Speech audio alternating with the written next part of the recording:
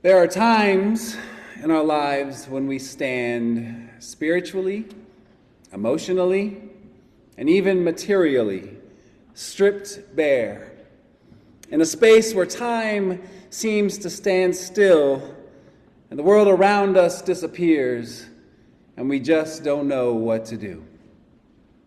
You know you're not who you were, you've changed, but you don't know who you are becoming. It's the space between the no longer and the not yet. That's exactly where we find Jacob this morning, all alone, in the dark of night, standing on the ford of the Jabbok River. His wives gone, his children gone, all of his livestock, servants, and all of his material possessions gone. On this cool, dark night, where he can likely only see the shadows of the areas around him, the shadows of the trees, Jacob stands literally between two shores, stripped of everything, standing in this in-between space. See, on one side of the Jabbok River stands his older brother Esau, the man who vowed to kill him the next time he saw him. And he made this vow because Jacob had stolen not only his birthright, but also his father's blessing. Jacob fled from his brother because of this vow that Esau made, and from nothing he built himself up to be a man of great wealth and have a large family. But underneath all of that, underneath this success, was this threat of Esau haunting his every move. And now, as Jacob stands in between these two shores, Esau and 400 of his men are on his way to see him. So Jacob has divided his wives, his servants, his 11 children, and all of his material possessions. He's divided them into two camps, helped them cross the river, and sent them in different directions, because as Esau approached, he figured he was going to be killing him, and if he decided to kill his family, he knew at least half of his family and half of his material possessions would survive. That's on one side of the shore. On this other side of the shore stands Laban and Laban's sons. Laban is the man who gave his daughters to marry Jacob. He also gave him the land where he built his wealth. See, but as Jacob built his wealth, Laban's sons began to disdain Jacob. They started to feel like they were being cheated by Jacob, and they started to feel like they wanted to go after Jacob. Jacob could feel this, and so he left with his wives, his servants, and his material possessions. He left Laban's land, and after 7 days that they had gone, Laban and his sons finally were chasing after him and caught up to Jacob. And there, where they met, instead of fighting, they made an agreement between the two. They said, "Where we stand now, neither one of us will cross this path to harm one another." So Laban will never cross this line and come to hurt Jacob, and Jacob will never cross this line and come to hurt Laban. They made that agreement. However, if Jacob were to go to the other side of the shore and cross that line, he could be killed by Laban or his sons. And so on this dark, cold night, Jacob is stuck in the in-between, unsure of what to do, haunted by his past and fearful of what is to become.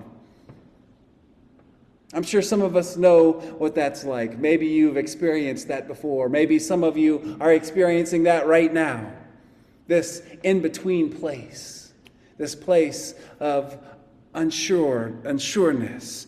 This place in between. A place between your past and your future. Your former self and your unknown new one. Your previous decisions or actions and an unknown future steps. What do we do when we're here? Where do we go? Who do we lean on when we're in this in-between space. It's not only dark and cold, but it's lonely. And as Jacob stood on the ford of the Jabbok, between these two shores, suddenly a shadowy figure emerges in the dark. This shadowy figure didn't come to have a talk.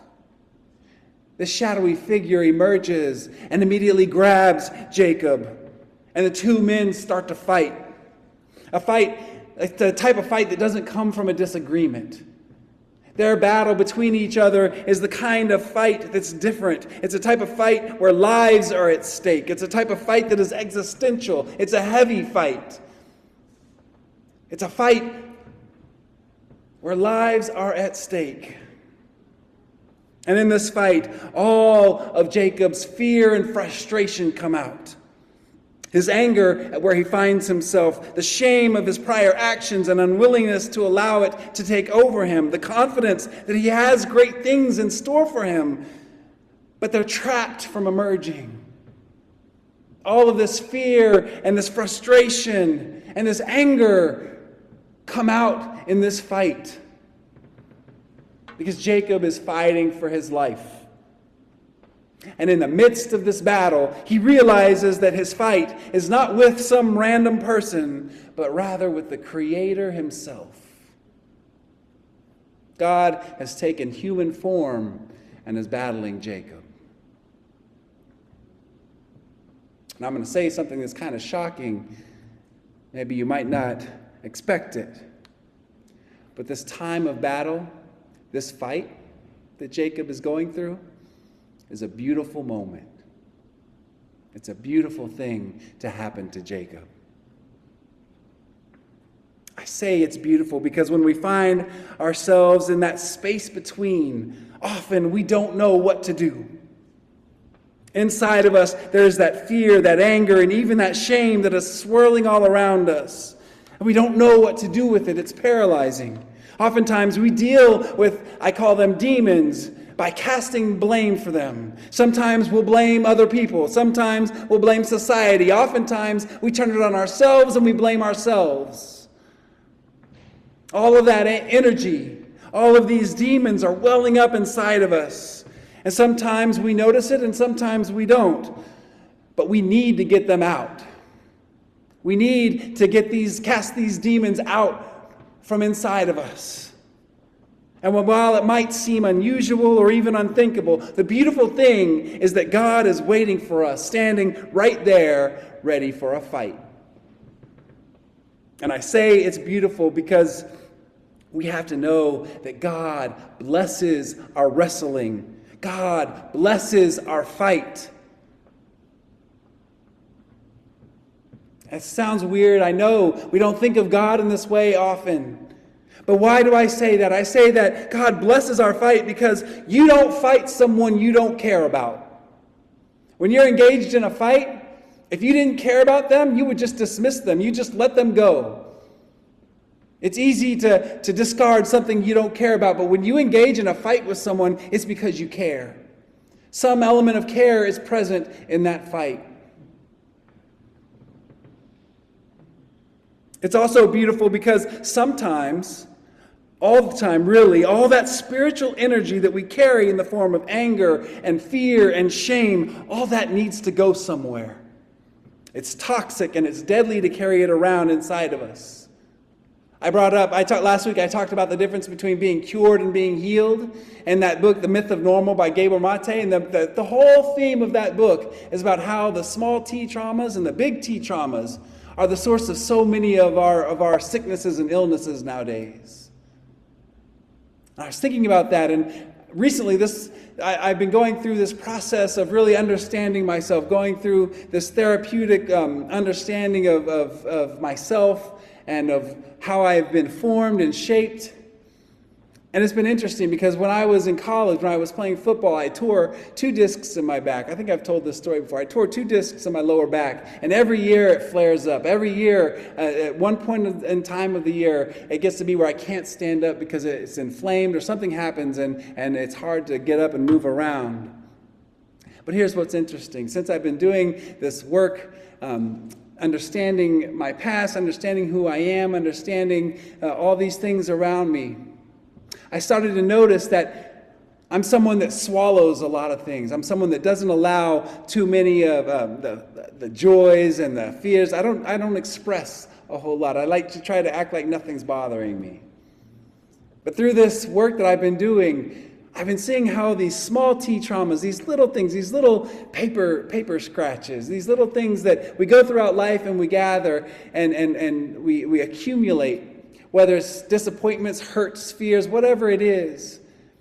I often swallow them and I hold them inside. And in the work that I've been doing, I've been realizing how many I've been holding on to within myself. And I've been learning how to identify them and to express them in healthy ways. And you know what's interesting?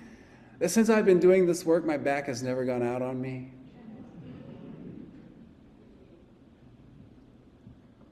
I think a lot of these things that we hold inside, these fears, these shames, these angers, these small T traumas, are the source of so much of the hurt that we experience in life. And they manifest physically. I firmly believe that. And so this fight that Jacob is having is an opportunity for him to express all that is inside of him and to express it with God. It's beautiful. And I also finally say it's beautiful because we can't expect transformation to happen without a battle. We can't expect the transforming process to occur without going through a fight or a battle within ourselves. Not a physical fight, but a battle within our own selves, within our own ideas, our understandings. We have to battle with ourselves. We have to battle with God. We have to battle with what it is that's inside of us. That's the only way we can experience transformation, I believe. You know, we hear so much about deconstruction nowadays, about people who are deconstructing from their faith. It's posed as a negative thing. What they were taught as young people about God, what they were taught about faith, what they were taught about what it means to be a Christian, it doesn't work for them anymore. And they express it. They've come out of their youth or their early stage development, and they've discovered new thoughts, new ideas, maybe new faith traditions, and their old foundations that built them up start to crumble. Their foundations are wrecked. And they start a process of deconstruction. We see this not only with faith, we see this with all sorts of things. We see it with racial understandings. We see it with gender constructions. We see it with everything that our lives are built upon. And when our foundations crumble, when they start to break down, it's natural for us to get angry. It's natural for us to be confused. It's natural for us to be unsure of ourselves, unsure of who we are.